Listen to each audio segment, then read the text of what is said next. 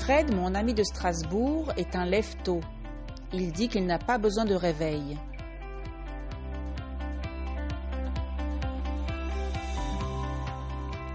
Bonjour et bienvenue à French to Go. Welcome to French to Go. Suivez-moi sur ce podcast en français pour pratiquer le vocabulaire quotidien. Follow me in this podcast in French to practice daily vocabulary.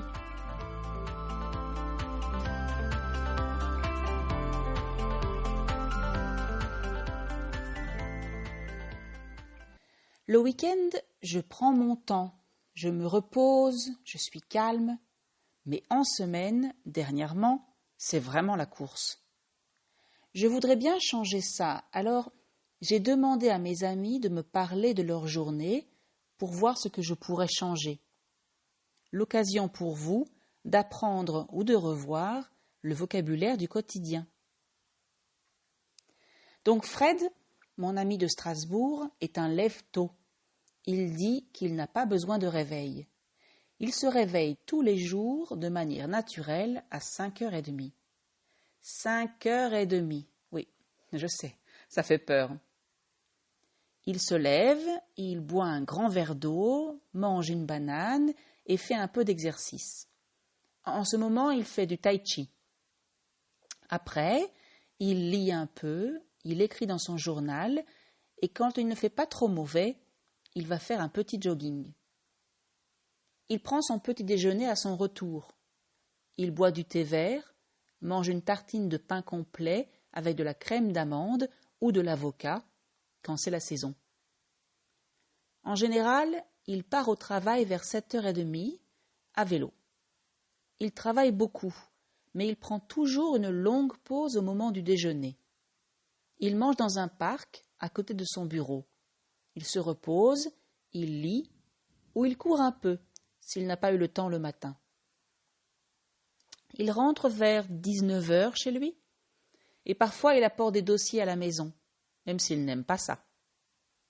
Le soir, quand il va au cinéma, il mange dans un petit restaurant italien juste à côté. Sinon, il reste à la maison, il invite parfois des amis pour la soirée. Il se lève tôt, mais il se couche tôt aussi. En général, à 10h, il est au lit. Céline, elle, a une journée bien plus speed. Oui, je sais, speed, ce n'est pas français. Elle se lève tôt, elle aussi, mais ce n'est pas par choix. Elle doit se préparer et préparer son fils pour l'école. Donc, le matin, c'est plutôt la course à la maison. Elle commence par un café. Ensuite, elle va dans la salle de bain, elle se brosse les dents, se lave le visage, se met de la crème, se maquille, se coiffe, met des boucles d'oreilles et un collier. Elle s'habille. Elle doit être élégante pour le travail, donc elle met une jupe ou un pantalon, un chemisier, une veste et des escarpins. Puis elle réveille son fils, l'aide à se laver et à s'habiller, et elle lui prépare un bol de céréales avec du lait. Elle amène son fils à l'école à pied, c'est pas loin.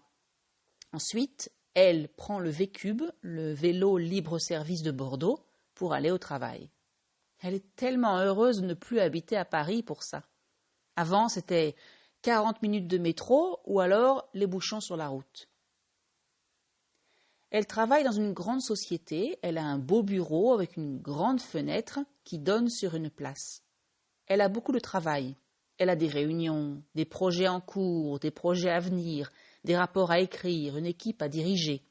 Elle doit aussi parfois aller à des rendez-vous à l'extérieur.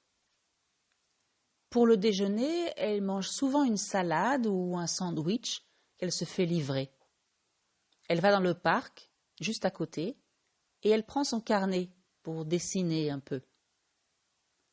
Comme elle est seule pour s'occuper de son fils, elle sort du bureau au moins 2 fois par semaine à 4h pour aller le chercher à l'école. Ils vont au parc ensemble, ou alors elle l'amène à son cours de judo ou à la piscine. Les autres jours, c'est une baby-sitter qui s'occupe de lui, jusqu'au retour de Céline. Le soir, après les devoirs, le dîner, le bain, la petite histoire, c'est l'heure pour son fils d'aller se coucher. Mais Céline, elle, n'a pas fini sa journée. Elle se démaquille et change de tenue. Elle met quelque chose d'un peu plus confortable. Puis elle travaille sur son ordinateur, son portable ou ses dossiers, parfois pendant 2 heures. Quand elle n'est pas trop fatiguée, elle regarde un épisode d'une série en buvant un verre de vin. En général, il est minuit passé quand elle va enfin se coucher. Et moi, eh bien, je suis un mélange de Fred et Céline. J'ai la chance d'avoir des enfants qui sont grands, donc je ne dois pas m'en occuper le matin. Je vérifie juste qu'ils sont bien réveillés et qu'ils mangent quelque chose avant de partir à l'école.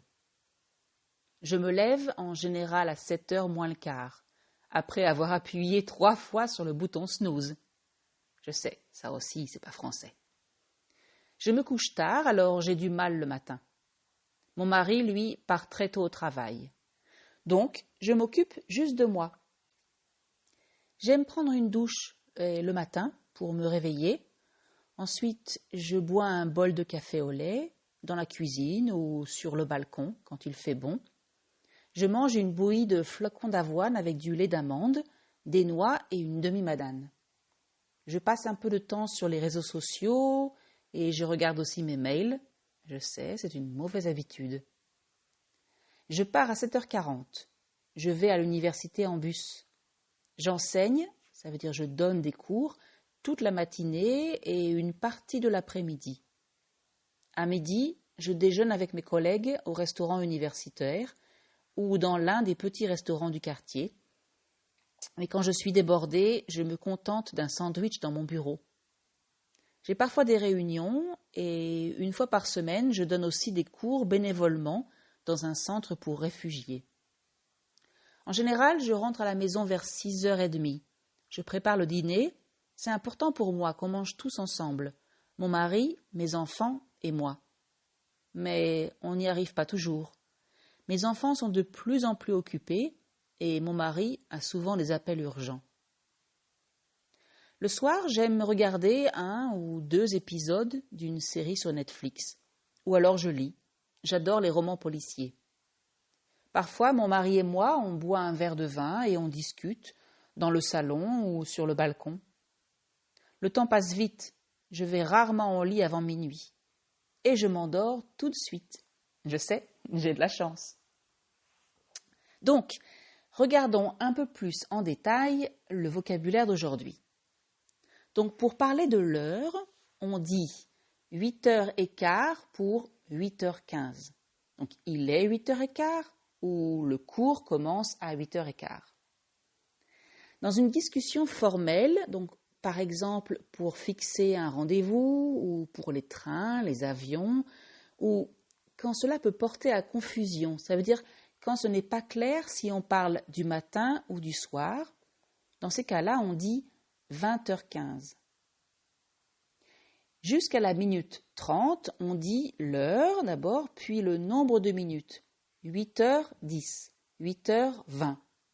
Après, on dit l'heure suivante moins le nombre de minutes.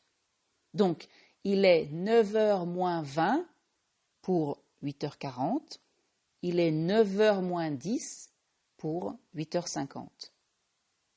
8h15, c'est 8h15. 8h30, c'est 8h30. 8h45, c'est 9h moins le quart. 12h, c'est midi. Et 24 heures, c'est minuit. Est-ce que vous connaissez les moments de la journée? Donc, vous avez le matin, à midi, l'après-midi, le soir, la nuit. Quand une personne a l'habitude de se lever tôt, on utilise l'expression « un lève-tôt ».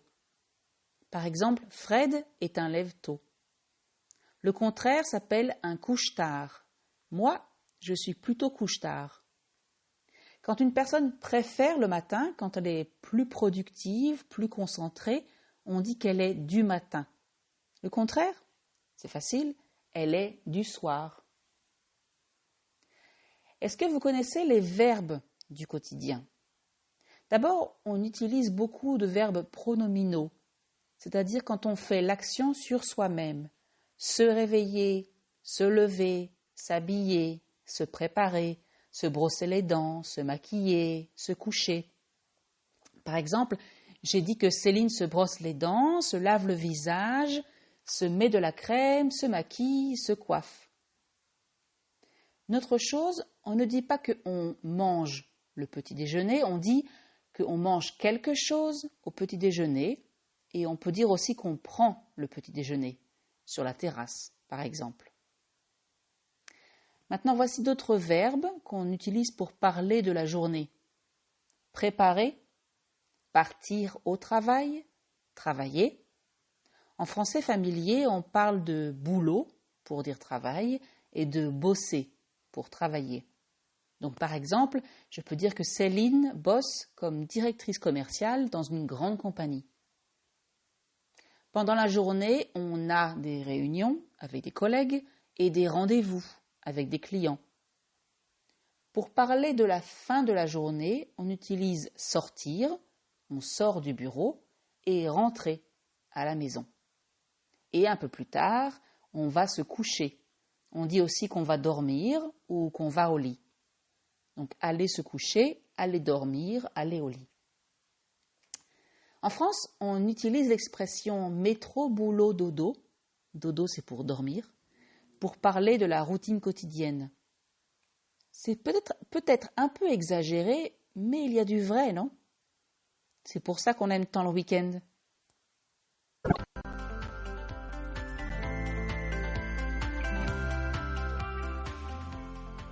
Et voilà, c'est tout pour aujourd'hui. That's it for today. Merci de m'avoir écouté et je vous rappelle que vous pouvez lire et télécharger les transcriptions ainsi que les traductions en anglais ou en hébreu sur le site frenchcart.com. Thank you for listening. I remind you that you can read and download the transcription with the English or Hebrew translation from the website frenchcart.com. Au revoir et à bientôt. Bye.